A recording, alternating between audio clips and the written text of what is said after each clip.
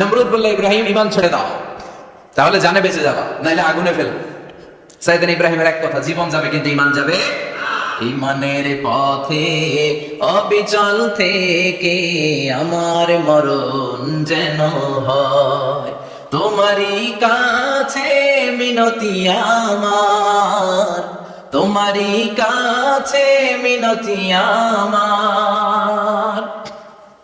মহামহিম দয়াময়,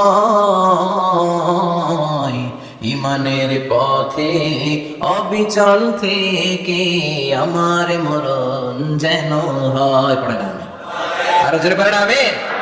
নমরুদ বলে, ঈমান ছেড়ে দাও, তা না হলে আগুনে ফেলবো। সাইয়েদনা ইব্রাহিম বলে, জীবন যাবে কিন্তু ঈমান যাবে।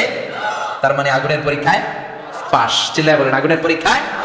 পরীক্ষা নাম্বার 2, একটার পর একটা পরীক্ষা দিতে আল্লাহ শুরু করলেন। আল্লাহ বললেন, ইব্রাহিম যাও, কলিজার টুকরা সন্তানকে আর হাজারকে, আমরা ওনারা ডাকি বিবি হাজরা, আমরা কি ডাকি বাংলাদেশে, আসলে নাম কি হাজার, যাও তোমার স্ত্রী হাজারকে আর ইব্রাহিমকে মক্কার ধুধু প্রান্তরে ফেলে দিয়ে আসো, ওখানে মানুষ নাই, প্রাণী নাই, জনমানব শূন্য, দেখি আমার কদ্দুর ভালোবাসো। বলতে দেরি, টু শব্দ না, মরুভূমিতে ফেলে দিয়ে আসলেন।